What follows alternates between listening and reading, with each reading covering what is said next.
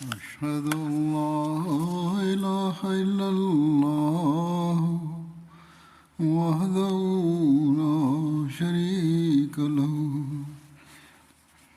وأشهد أن محمدا عبده ورسوله أما بعد فأعوذ بالله من الشيطان الرجيم بسم الله الرحمن الرحيم الحمد لله رب العالمين الرحمن الرحيم مالك يوم الدين إياك نعبد وإياك نستعين اهدنا الصراط المستقيم صراط الذين أنعمت عليهم غير المغضوب عليهم ولا الضالين. Hazreti Ebu Bakır radıyallahu anh'ın zikri devam ediyordu. Bugün dahi ondan bahsedeceğim. Gazve Hamraul Asad. Bu konuda şöyle yazılıdır. Resulullah sallallahu aleyhi ve sellem cumartesi günü Uhud'dan geri geldi. Pazar günü sabah olunca Hazreti Bilal ezan okudu ve oturarak Resulullah sallallahu aleyhi ve sellem'in dışarı gelmesini bekledi. Bu arada Hazreti Abdullah bin Amr bin Avf Muzni Resulullah sallallahu aleyhi ve sellem'i arayarak geldi. Resulullah sallallahu aleyhi ve sellem dışarı teşrif buyurduğu zaman o ayağa kalkarak Resulullah sallallahu aleyhi ve sellem'e haber verdi. Kendi ailesi tarafından geliyordu. Kureyş bir yerde konaklıyorlardı. Hulal Mekke'nin yanındadır. Medine'nin 28 kilometre mesafede. Abu Sufyan ve onun dostlarının şu dediğini dinlediler. Sizler bir şey yapmadınız. Onlara zarar verdiniz. Müslümanlara zarar verdiniz ve eziyet verdiniz.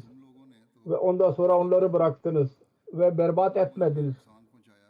Onlarda öyle çok büyük kimseler vardır. Müslümanlarda öyle büyük zatlar vardır ki sizin mukabele için buluşacaklar. Geri gidin ve onların kökünü kazın. Onlarda geri kalanları. Safvan bin Umayye buna mani oldu. Kafirler arasındaydı. Onlara mani oldu ve dedi ki ey benim kavmim öyle yapmayınız. Çünkü onlar savaş yaptılar ve korkarım savaşa gelmekten geri kalmayanlar şimdi onlar dahi onlarla beraber buluşacaklar. Geri gidin. Çünkü zafer sizindir. Ben korkarım eğer geri giderseniz yenilgiye uğrarsınız. Bunun üzerine Resulullah sallallahu aleyhi ve sellem Hazreti Ebu Bakir Hazreti Ömer'i çağırdı ve onlara bu Muzni sahabinin sözünü söyledi. Her ikisi arz etti. Ya Resulallah sallallahu aleyhi ve sellem düşmana gidelim ki onlar bizim çocuklarımıza saldırmasınlar. Resulullah sallallahu aleyhi ve sellem sabah namazını bitirince insanları çağırdı ve Resulullah sallallahu aleyhi ve sellem Hazreti Bilal'a buyurdu ki ilan etsin. Resulullah sallallahu aleyhi ve sellem size emrediyor. Düşman için dışarı çıkın. Ve bizimle beraber o çıksın ki geçen gün savaşta var olan, Uhud savaşında var olan çıksın. Hazreti Resulullah sallallahu aleyhi ve sellem kendi bayrağını istedi. Geçen günler beri bağlıydı. O daha açılmamıştı. Resulullah sallallahu aleyhi ve sellem o bayrağı Hazreti Ali'ye verdi. Ve beyan ediliyor ki Hazreti Ebu Bakir'e verdiydi. Her neyse Müslümanların bu kafilesi Medine'den 8 mil mesafeye gitti. Hamraul Asad'da müşrikler korktular ve Medine'ye geri dönmeye iradesini terk ederek geri Mekke'ye geri gittiler. Gazva-i Banu Nazir 4 Hicri'deydi. Resulullah sallallahu aleyhi ve sellem eshabların küçük bir cemaatiyle birlikte Banu Nazir'in yanına gitti. Bu konuda değişik rivayetler vardır. Resulullah sallallahu aleyhi ve sellem niye oraya gitti? Bir rivayete göre kendisinin yanında Banu Amir'in 2 kişinin diyetini almak için gittiydi. 10 ashab vardı yanında. Hazreti Ebu Bakir, Hazreti Ömer, Hazreti Ali dahi onlar arasındaydılar. Resulullah sallallahu aleyhi ve sellem oraya giderek onlardan para istedi. Yahudiler dediler ki evet Ebul Kasım, siz önce yemek yiyin, ondan sonra sizin işinize geri döneceğiz. O zaman Resulullah sallallahu aleyhi ve sellem bir duvarın yanında oturuyordu.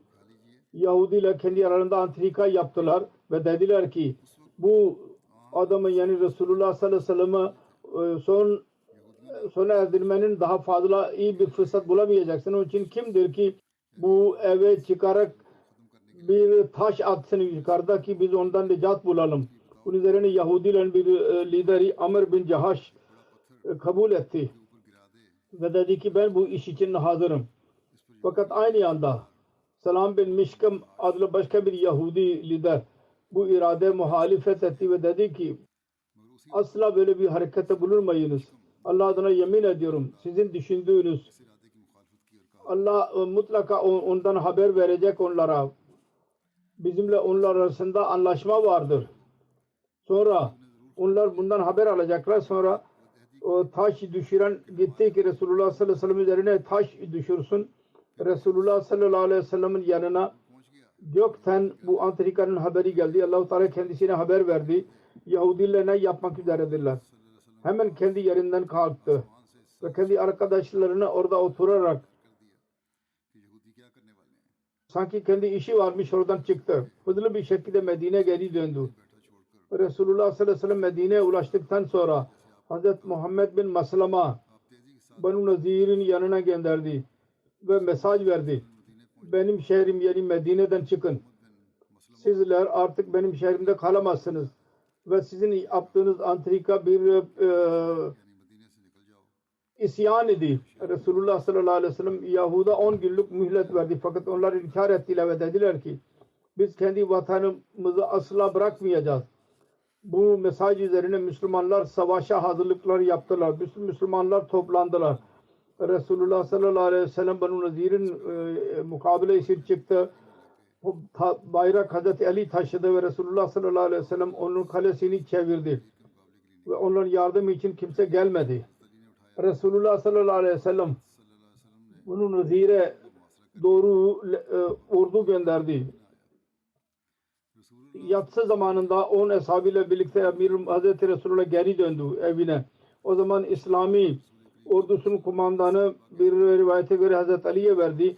Başka bir rivayete göre Hazreti Ebu Bakir'e onun kumandasını verdi.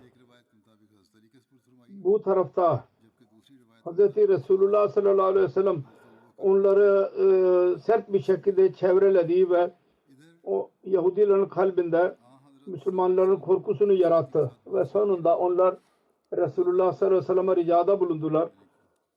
Bu şartla biz buradan bırakıp gideceğiz. Canımızı kurtarın ki silah dışında bütün malımızı götürelim.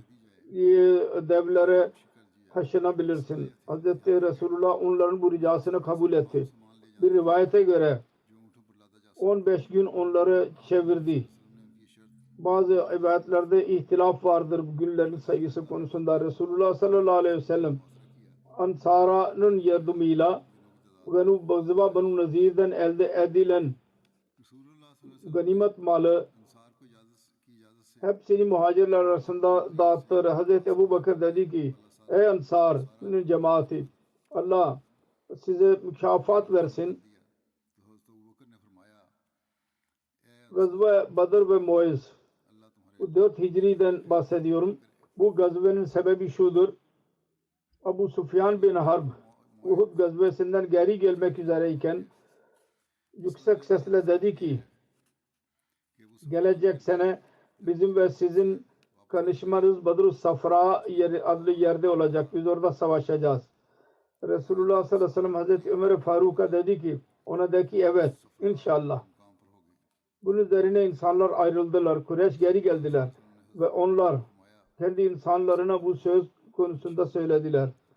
Bedir, Mekke ve Medine arasında meşhur bir yer var. Vadi-i Safra ve Car adlı yer arasında bulunuyor. Bedir Medine'nin güneyindedir. 150 kilometre mesafede. Eskiden orada bir fuar kurulurdu. 8 Mayıs 1'den 8 Mayıs'a kadar. Vaat zamanı yaklaşınca Hazreti Ebu Sufyan Hazreti Resulullah sallallahu aleyhi ve sellem'e çıkmayı sevmiyordu. Korkuyordu. İstiyordu ki bu zamanda kendisiyle karşılaşmayalım. Ebu Sufyan gösteriyordu ki büyük bir ordu getirerek kendisine saldırmaya hazırlanıyor. Ki bu haber Medine ahalisine ulaştırılsın ki büyük bir orduyla geliyor. Ve Arap'ın her köşesine haber dağıtılsın ki Müslümanlar ondan korkutulsunlar. Korku duysunlar. Bir rivayete göre Hazreti Ebu Bakır ve Hazreti Ömer dahi Resulullah sallallahu aleyhi ve sellem'in hizmetine çıktılar. Arz ettiler, ya Resulullah, Allah-u Teala kendi dinini üstün çıkaracak. Peygamberine hürmet verecek. Biz kavme söz verdik.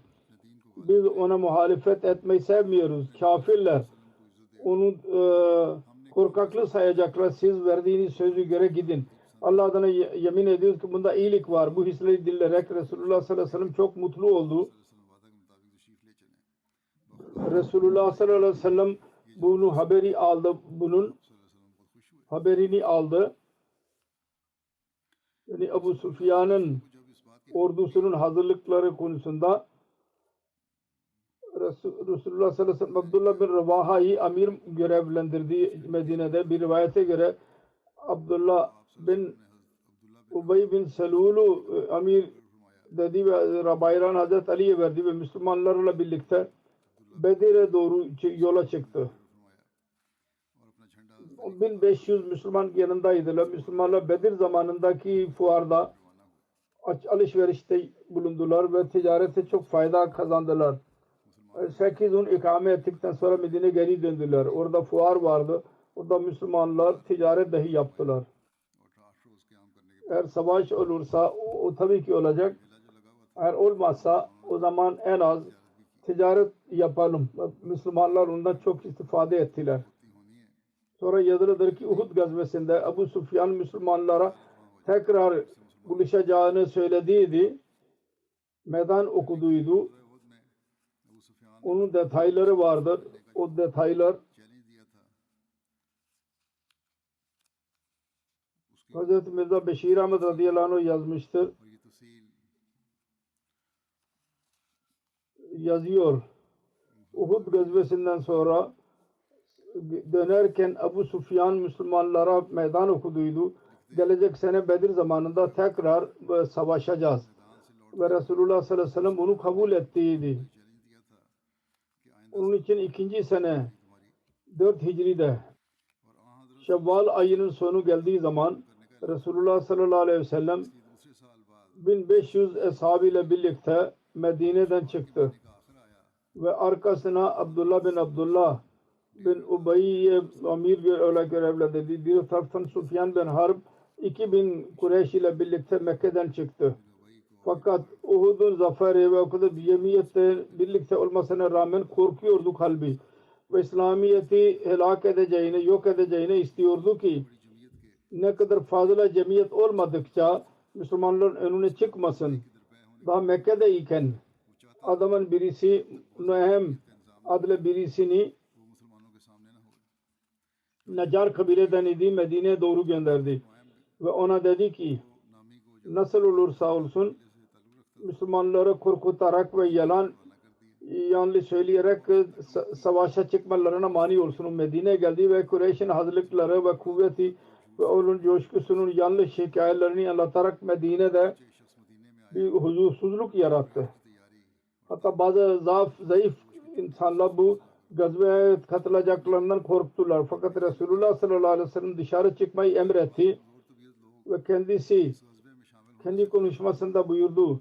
Biz kafirlerin meydan okumasını kabul ederek bu seferda çıkacağımıza söz verdik. Onun için biz bunun karşı duramayız. Tek başına da gitmek gerekirse ben gideceğim. Ve düşmana mukabil ben orada duracağım. Tek başıma.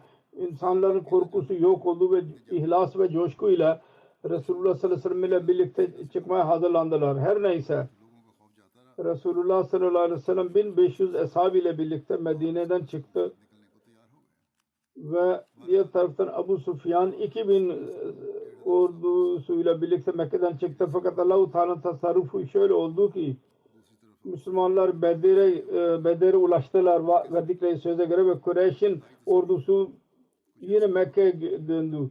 Ve hikayesi şöyle oldu ki Ebu Sufyan Nuaym'nin başarısız kaldığını öğrendi.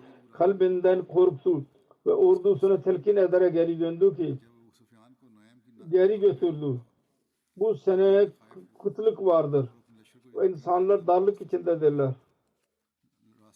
Onun için bu sene savaşmak iyi değil. Elimiz bol olunca hazırlıklı olarak Medine saldıracağız. İslami ordu 8 gün Bedir'de kaldı. Ve orada Zulkada'nın başında her sene fuar olurdu. Daha önce zikri geçtiği gibi. O günlerde birçok ashablar bu fuarda ticaret ederek çok para kazandılar. Ve bu 8 günlük idarede kendi rasul malını 2 kata çıkardılar. Fuar sona erince Kureyş'in ordusu gelmeyince Resulullah sallallahu aleyhi ve sellem Bedir'den geri döndü. Medine'ye geri teşrif buyurdu.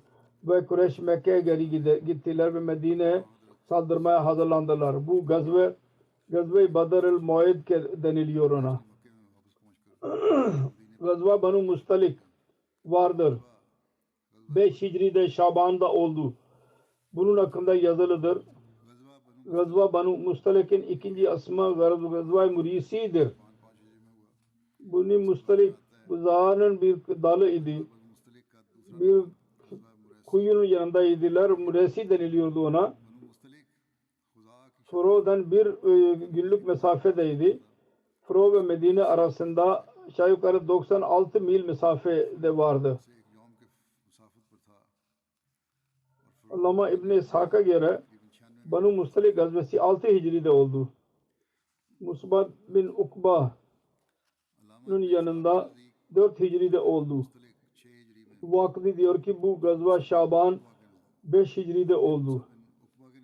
Hz. Mirza Beşir Ahmet radıyallahu anh 5 Hicri yazmıştır onu. Her neyse Resulullah sallallahu aleyhi ve sellem'e bu söz ulaştı.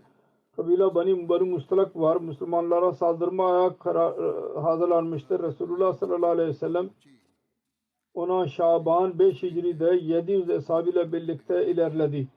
Resulullah sallallahu aleyhi ve sellem muhacirlerin bayrağını Hz. Ebu Bakır radıyallahu anh'ın eline verdi.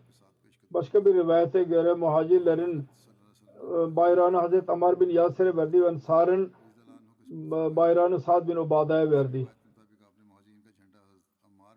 İf olayı. Bu konuda detaylar şöyledir.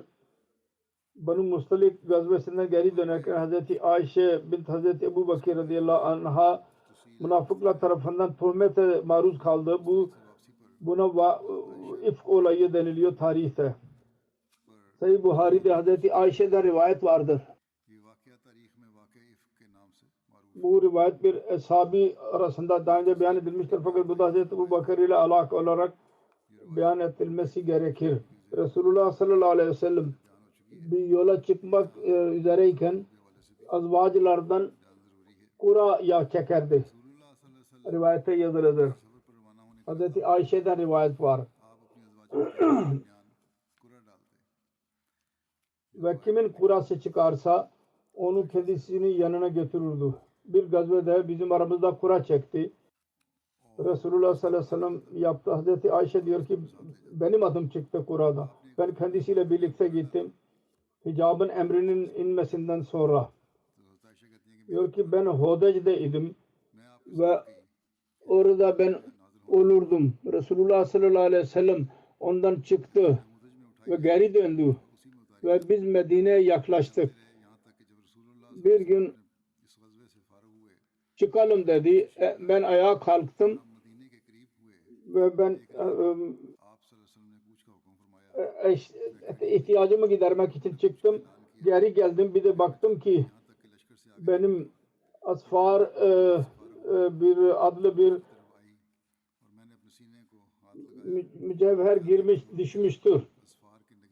Onu aramaya başladım ve onun için benim hazırlık beni götürmek isteyen hazırlarda mahmelle oturuyordu. Filistin'de taşınan tentelli tahta derler ona, havdac derler. Onu taşımak için 4 kişi vardı. Onu taşıdılar ve benim devemin üzerine koydular.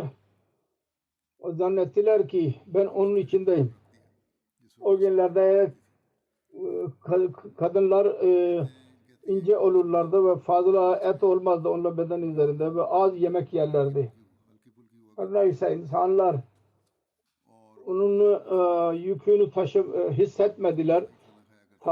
Kaldırdılar ve ben küçük yaşta bir kız idim ve deve koydular ve yürüdüler ve ben ondan sonra ben buldum.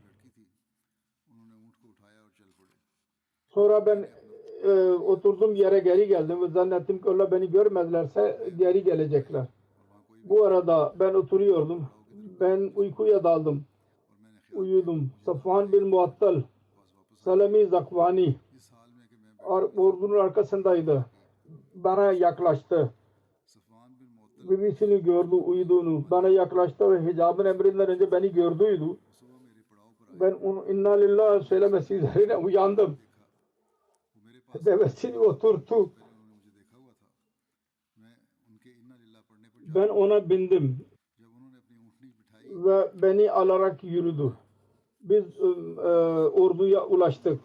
Sonra öğleyin insanlar konaklıyorlardı rahat istirahat etmek için. Sonra kim helak olmak isterse helak oldu ve bunun ifkin kurucusu Abdullah bin Ubay bin Sulul'di. Biz Medine'ye ulaştık. Bir ay ben orada hasta kaldım ve insanlar yalan söyleyenlerin sözlerine aldandılar. Ve ben rahatsız oluyordum. Ben Resulullah sallallahu aleyhi ve sellem'i o sevgi görmüyordum. Daha önce gördüğüm sevgiyi. Ben hastalanırdım. Resulullah içeri girerdi. Selam verirdi ve ondan sonra sorardı ki nasılsın? Bu olayını asla bilmiyordum. Sonunda ben zayıfladım. Bir gün ben ve Ümmü Mistah Manasse'ye doğru gittik. Bizim hacet giderme yeriydi. Biz çıkmadık ama geceleyin çıkardık biz. Geceleyin beklerdik. Biz kendi evlerinde daha o zaman tuvalet yoktu evlerde.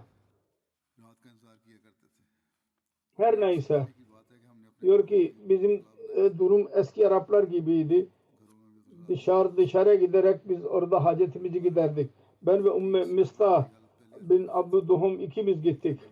Biz yürüyorduk. Bana dedi ki Mistah helak oldu. Ben oldum ki ne kötü şeydir söylediğin. Sen öyle bir şey kötü diyorsun ki Bedir'de vardı. Dedi ki saf kız dinlemedin mi? İnsanların dediğini. O zaman bana ifklilerin sözünü söyledi. Bunun üzerine benim hastalığım daha da çoğaldı. Evime geri geldim. Resulullah sallallahu aleyhi ve sellem bana geldi ve selam verdi ve dedi ki sen nasılsın? Ben arz ettim ki annemin babamın yanına gitmeme izin verin. Hazreti Ayşe dedi bana izin verin ki ben onların yanına gideyim. Ben o zaman istiyordum ki ben her ikisi anne babasının tarafından haberi kesin olduğunu öğreneyim. Resulullah sallallahu aleyhi ve sellem bana izin verdi. Ben anne babama geldim. Anneme dedim ki insanlar ne konuşuyorlar?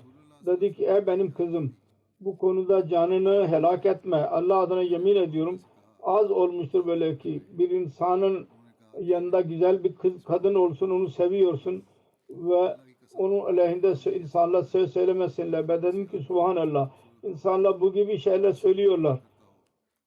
Beyan etti.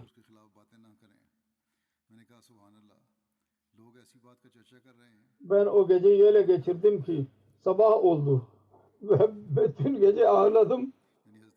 Zerre kadar uyumadım.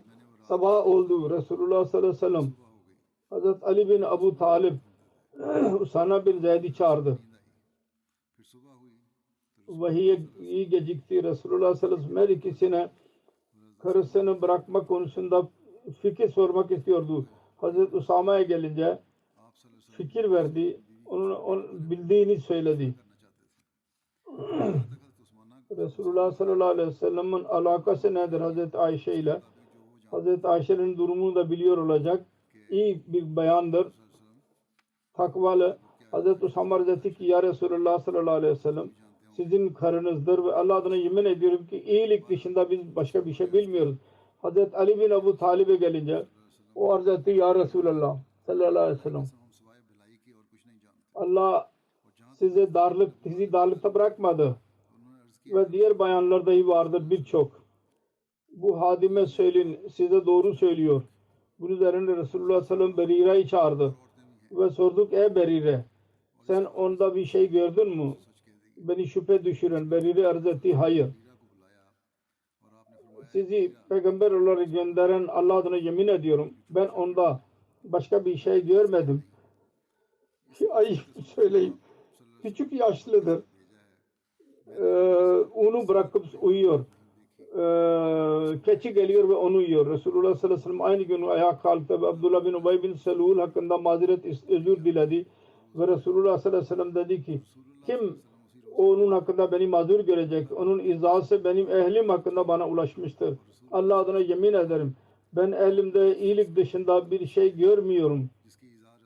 Ve insanlar öyle insanlara zikrettiler ki iyilik dışında ben bilmiyorum onları. Ve benim aileme gelmiyordu. Fakat benimle birlikte. Hazreti Sa'd bin Muaz'a ayağa kalktı. Arz etti ya Resulallah. Allah adına yemin ediyorum sizi mazur göreceğim. Eğer Avs'den ise biz onların başını kellesini uçuracağız. Hazret'den ise siz bize emir buyurun ki sizin buyruğunuza göre amel edeceğiz. Hazreti Sa'd bin Ubada ayağa kalktı ve Hazret'in lideriydi. Daha önce iyi bir insandı. Fakat hamiyet onu kışkırttı. Dedi ki sen yanlış söyledin. Allah adına yemin ederim. Sen onu öldürmeyeceksin. Kabile arasındaki hamiyet söz konusu oldu. Ve senin gücün yetmez. Hazreti Usayd bin Usayd ayağa kalktı. Dedi ki sen yanlış söyledin. Allah adına yemin ederim. Biz onu mutlaka öldüreceğiz. O münafıktır. Ve münafıklar tarafından kavga ediyor. Bunun üzerine her iki kabile Avs ve Hazreç ateşlendiler. Savaşmaya hazırlandılar ve Resulullah sallallahu aleyhi ve sellem minber üzerindeydi. Resulullah sallallahu aleyhi ve sellem'e şahildi. Onların öfkesini dindirdi ve sessiz oldular ve Resulullah da sessiz kaldı. Ben bütün gece gün ağladım Hazreti Ayşe diyor. Fakat asıl şuydu Hazreti Ayşe diyor ne oluyorsa oldu. Fakat ben bütün gün ağladım. Benim yaşlarım durmadı ve ben uyumadım. Annem babam yanıma geldiler. Ben 2 gece ve 1 gün ağladım ve düşündüm ki benim kalbimi yırtacak. Resul dedi ki bu arada anne baba Hazreti Ayşe'nin benim yanımdaydılar. Ben ağlıyordum. Bir Ansari bayan içeri girmeye izin istedi. Ben ona izin verdim. O oturdu ve benimle beraber ağladı. Biz bu durumdaydık ki Resulullah sallallahu aleyhi ve sellem teşrif buyurdu ve oturdu. Benim hakkımda ne dendiyse benim yanımda oturmuyordu. 1 ay aynı şekilde kaldı. Bu muamele konusunda aslında etkilenmedi. Hazreti Ayşe diyor ki teşehhüd okudu. Sonra dedi ki Ayşe senin hakkında bu söz sana ulaşmıştır. Bana eğer beriysen Allah-u Teala senin beraatini yapacak. Eğer bir hata yaptıysan Allah'tan mağfiret dile ve tövbe et. Çünkü insan günahı kabul ederse tövbe ediyor ve Allah dahi ona rahmet ile geri dönüyor. Resulullah sallallahu aleyhi ve sellem'in sözünü bitirince benim yaşlarım dindi. Bir tek yaş çıkmadı. Babam Hazreti Ebu Bakır'a dedik Resulullah sallallahu aleyhi ve sellem'e benim tarafından cevap verin. O dedi ki ben Allah adına yemin ediyorum ki ben Resulullah'a ne diyeyim. Sonra anneme dedim. Siz benim adıma Resulullah'a cevap verin. O dedi ki Allah adına yemin ediyorum ben bilmiyorum ki Resulullah'a ne diyeyim. Hazreti Ayşe diyor ki ben küçük yaşlı bir kız idim. Fazla bilmiyordum Kur'an'ı. Dedim ki Allah adına yemin ediyorum. Ben öğrendim ki sizler dinlediniz insanların sözlerini ve sizin kalplerinize inmiştir ve siz onu doğru kabul ettiniz. Eğer ben size dersem ben beriyim. Allah biliyor ki ben gerçekten beriyim. Siz doğru kabul etmeyeceksiniz beni. Eğer ben size bir şey kabul edersem Allah biliyor ki ben beriyim. Siz zaman doğru kabul edeceksiniz. Allah adına yemin ediyorum. Ben sizin ve kendinizin misali bilmiyorum ki Yusuf'un babasından başka o dediydi. فَصَبْرٌ جَمِيلٌ وَاللّٰهُ الْمُسْتَعَانُ عَلَى مَا تَصِفُونَ. Sabır benim için uygundur. Ve sizin beyan ettiğiniz için Allah'tan yardım dilenir onun için. Ve ondan yardım dilenecek. Sonra ben kendi yatağıma yönümü değiştirdim. Ve umuyordum ki Allah-u Teala benim beraatimi gösterecek. Fakat Allah'ına yemin ediyorum ben zannetmiyordum ki benim için vahiy indirecek. Ben ondan daha küçük idim. Benim hakkımda Kur'an'da bir söz söylensin. Fakat bekliyordum ki Resulullah sallallahu aleyhi ve sellem rüya görebilecek. Allah-u Teala beni beri olduğumu beyan ediyor. Allah adına yemin ediyorum ki daha yerinden ayrılmamıştı. Ev ahalisi dahi ayrılmamıştı. Vahiy indi kendisine. O şiddet durumu oldu. Vahiy zamanında o üzerine olan. Sonra kış günü akıyordu üzerinden ter. Bu durum yok olunca tebessüm ediyordu. Ve ilk söz söylediği şuydu. Ey Ayşe Allah'a hamd et. Allah-u Teala senin beraatini beyan etmiştir. Benim annem bana dedi ki kalk Resulullah'ın yanına git. Ben dedim ki hayır Allah adına yemin ediyorum. Kendisine gitmeyeceğim. Resulullah Allah dışında hiç kimseyi hamd etmeyeceğim. Allah Teala bu ayetlerinde innellezine câu bil ifke usbatun minkum innellezine câu bil ifke usbatun minkum şüphesiz büyük bir itihanda bulunanlar aranızdan bir taifedir. Allah benim beriyetim için bunu indirdi. Ebu Bakır Siddik dedi ki Hazreti Ayşe'nin babası dedi ki Mistah bin Asasa'ya akraba olduğu için ona para veriyordu. Fakir adam idi ona veriyordu. Allah adına yemin ediyorum ki Mistah'a asla ben para vermeyeceğim. Ayşe hakkında söyledi.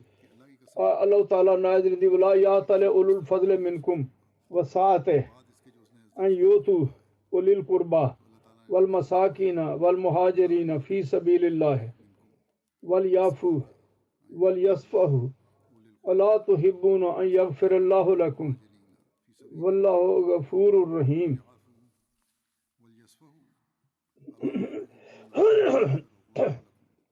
Aranızdan fazilet kimseler ve para sahibi olanlar akrabalara, miskinlere ve Allah yolunda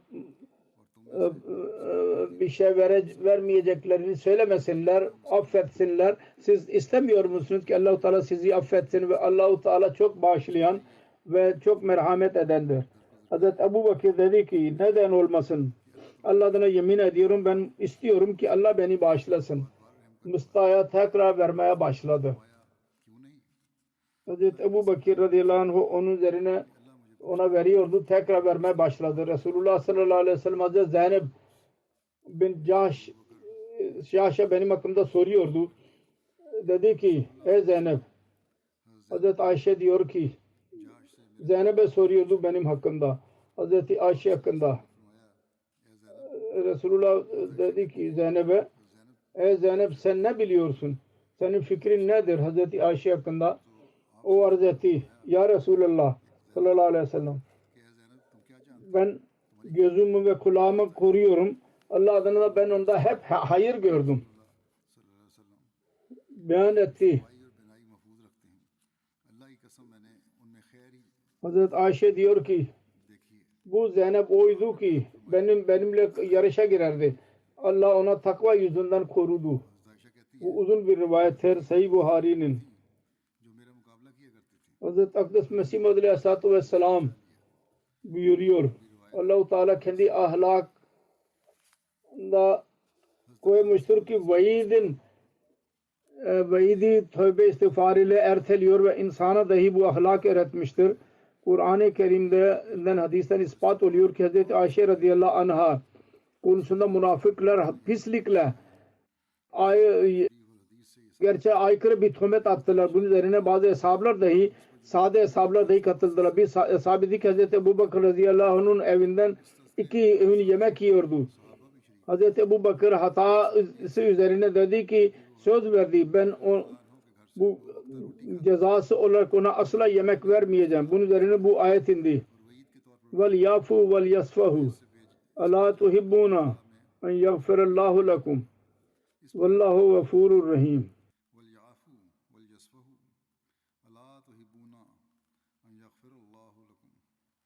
O zaman Hazreti Ebu Bakır bunu bozdu ve tekrar ona yemek vermeye başladı. Bu arada İslami ahlaka bu dahildir. Mesih Maud Aleyhisselam diyor. Eğer vaid olarak bir söz verilirse onu bozmak güzel ahlak sıfatındadır. Mesela birisi hizmetçi için yemin ederse ben ona mutlaka 50 pabuç vuracağım. Onun tövbesi ve tezü üzerine affetmek İslam sünnetidir. Bir tahalluk ve ahlakıyla olsun. Fakat vaadeye aykırı davranmak caiz değil. Ona verdiği söze aykırı davranmakla Allah-u Teala soracak. Bu ayrı bir konudur. Vaad nedir ve vaid nedir? Bu daha önce de beyan edilmiştir. Her neyse. Şimdi Gazva-i Ahzab'ın zikri var. Şevval 5 Hicri'de oldu. Mekke Kureyşi ve Müslümanlar arasında 3. bir savaş idi. Handek gazvesi olarak dahi deniliyor.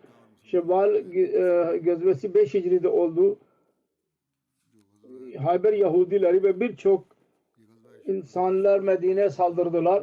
Onun için Kur'an-ı Kerim'de zikir Ahzab olarak beyan etmiştir bunu. Gazva-i Ahzab. Ve Resulullah sallallahu aleyhi ve sellem Yahudun kabilesi Banu Nazir'i çıkardı ülkelerinden. Onlar Hayber'e gittiler ve Mekke'ye gittiler ve Kureyş'i topladılar ve Resulullah sallallahu aleyhi ve sellem'e karşı koymak için, yarışmak için onlara kışkırttılar. Kureyş ile anlaşma yaptılar ve kendisiyle savaşmaya aynı fikirde oldular. Bir söz karar verdiler. Bunu Nazir'in insanları Kureyş'ten çıktılar. Kabile Gatfan ve Süleym'in yanına geldiler. Onlarla dahi bir anlaşma yaptılar ve sonra onların yanından geçtiler. Kureyş hazırlandılar. Değişik kabileleri ve Arapları, onların halif olan Arapları topladılar ve 4000 oldu.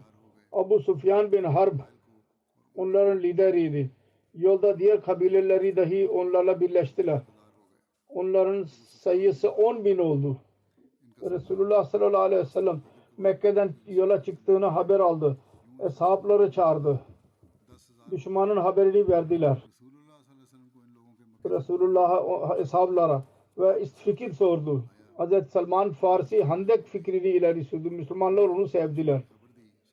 Nebevi'nin zamanında kuzey tarafı Medine'nin açık idi. Diğer 3 yerde bahçeler ve evler vardı.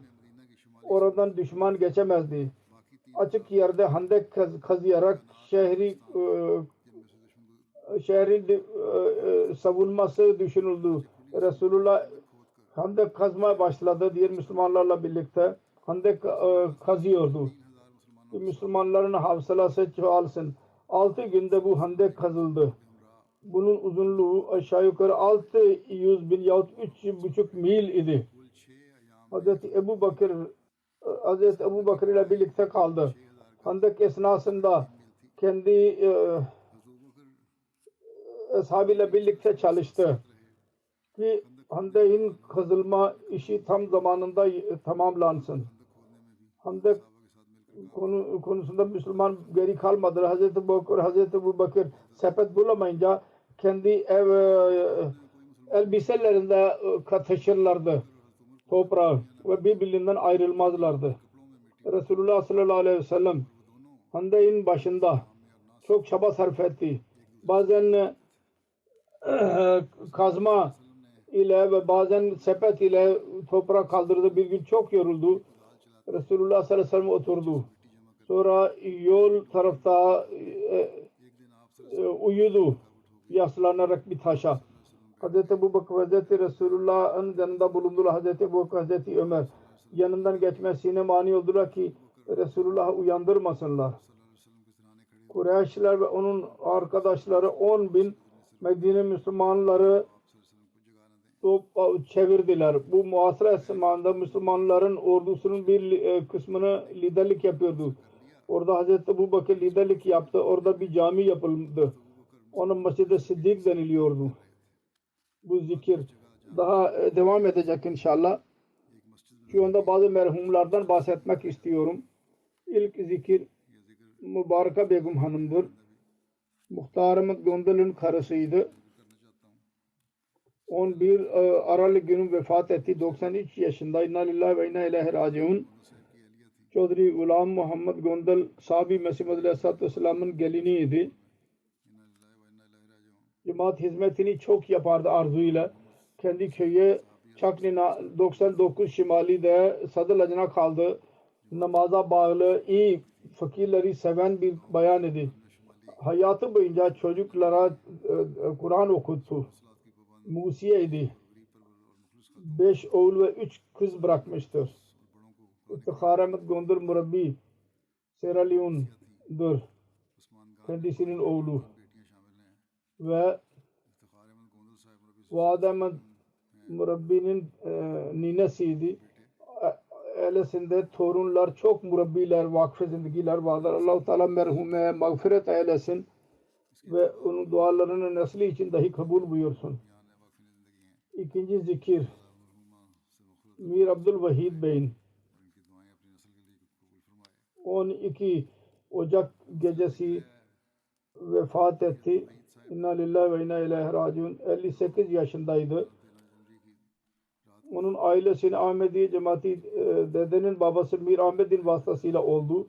Onlar Hazreti 1. Halife zamanında 1911 senesinde Ahmedi oldu. Ailesinde tek başına Ahmedi'ydi. Böylece anne tarafından Hazreti Şeyh Allah Bakş Akbanu ile alaka kuruldu. Abdülvahid'in dedesinin adı Abdülkerim idi. Tebliği çok severdi. Onun için dedesi Teşavir de Moli Abdülkerim adıyla meşhur idi. Çok mutalası vardı. Kendi kütüphanesi vardı özel. 1974 senesinde Büyük Millet Meclisi'nde bir taife gidiyordu. 3. halifenin liderliğinde bazı bulunmayan kitaplar gerekiyordu. Onun kütüphanesinden bulundular. Bu onun eniştesi bunu söylemiştir. Bu rivayet. 9 Eylül günü 2020 senesinde yanlış bir suçlama neticesinde 295C altında Mir Abdülreşid aleyhinde bir duruşma açıldı. Dava. Mollalar onun evini sardılar. Fakat polis onu ailesiyle birlikte oradan çıkardı ve Rawalpindi'ye ulaştırdı. Belli bir gün sonra Rawalpindi'den onun evinden geceleyin polis geldi ve onun oğlu Abdülmecid'i yakaladı.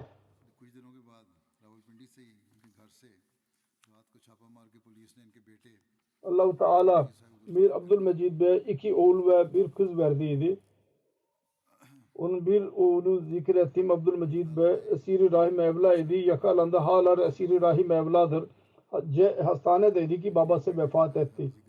Cezaevindeydi. Katılamadı cenazesine. Allah-u Teala merhume mağfiret eylesin ve onun akrabalarına dahi hafıza ve sabır versin. Onun oğlu esirdir. 20 yaşındadır aşağı yukarı. Allah-u Teala onu da serbest bıraktırsın. Üçüncü zikir Seyyid Vakar Ahmet Bey'in zikridir. Amerika'da idi. 17 Ocak günü 58 yaşında vefat etti. Kalp yüzünden inna lillahi ve inna ileyhi raciun, kalp krizi yüzünden vefat etti.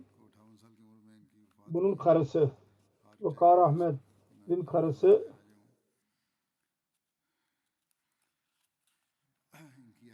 Hazreti Mirza Beşir Ahmet'in torunun kızı Hazreti Mirza Şerif Ahmet'in torunun kızıydı.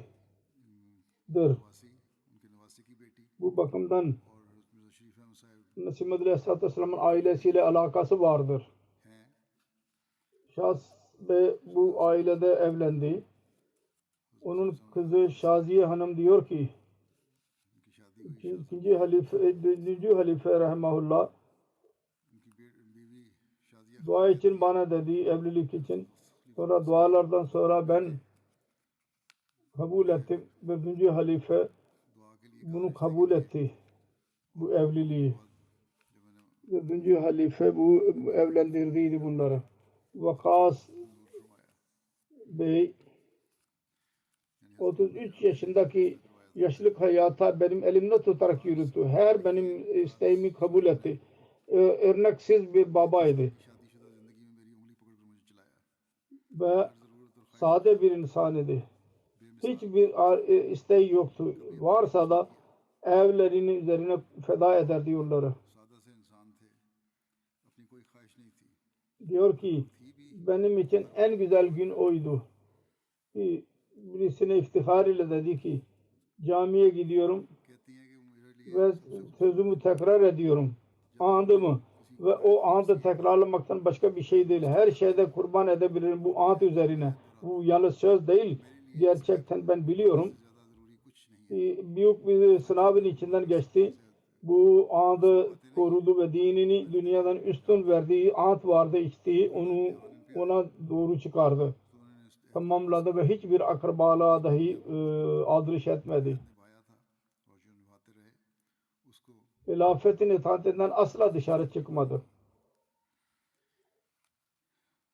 Diyor ki anlayamadığı şeyi dahi itaat ederdi. Bizim görevimiz itaat etmektedir. Çok şükür eden bir tabiatı sahibidir. Her zaman bana da diyor ki buna nasihat ederdi. Mal özverisinde asla geri kalmadı. Oğlu Azizun Seyyid Adil Ahmet şimdi murabbidir.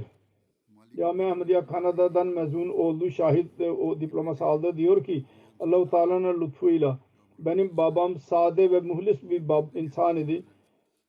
Hiçbir zaman kendisine bakmadı. Çocuklarına ve annemin ihtiyaçlarına baktı. Bir şey kendisi için almıyordu. Birçok defa biz hatırlatıyordu ki kendiniz için biraz para sarf edin. Murabbiler ve cemaat nizamına çok saygı gösterirdi. Onun kayınpederi Hazreti Mirza Beşir Ahmet radıyallahu anh'un torunu ve Hazreti Mübareka Begüm Hanım'ın dahi torunudur. Diyor ki Vakar yani onun damadı çok iyi ahlak ve misafirperver bir kimseydi. Hiçbir zaman ben onun alnı üzerinde görmedim. Ne kadar misafir gelirse ne olursa olsun. Sonra ben hatırlıyorum başında Adil'in pervasız hayatında sık sık ona söylerdi fakat o vakfettiği zaman Vakar'ın tavrı değişti. Ve aynı çocuk onun en yakını oldu. Ve ona çok onur göstermeye başladı. Mir Ahmet Bey Sabık Amir Cemaat Abu Zabi yazıyor. Vakar Bey ailesiyle birlikte Abu Zabi'de iş yapıyordu. Bu arada ev ilişkimiz oldu. Bir profesyonel idi. Bankada çalışan birisiydi.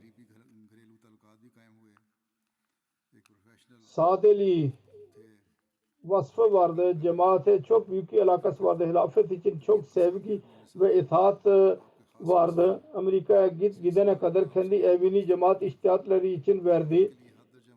Cuma ve diğer içtimalar için biz orada onun evini kullandık. Cemaatin aditer olarak dahi görev yaptı. Muhasebeci Haşim Akbar dahi yazmıştır. Ben çok görev yaptım.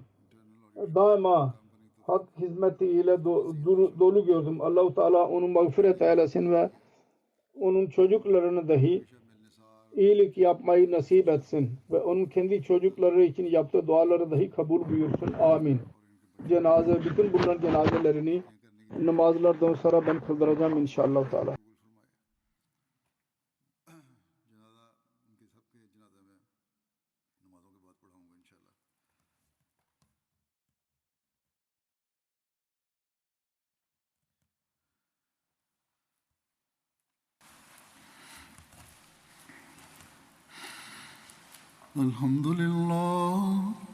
الحمد لله نحمده ونستعينه ونستغفره ونؤمن به ونتوكل عليه ونعوذ بالله من شرور أنفسنا ومن سيئات أعمالنا من يهده الله فلا مضل له ومن يضلله فلا هادي له ونشهد أن لا إله إلا الله ونشهد أن محمدا عبده ورسوله عباد الله رحمكم الله إن الله يأمر بالعدل والإحسان وإيتاء ذي القربى وينهى عن الفحشاء والمنكر والبغي يعظكم لعلكم تذكرون اذكروا الله يذكركم وادعوه يستجب لكم ولذكر الله أكبر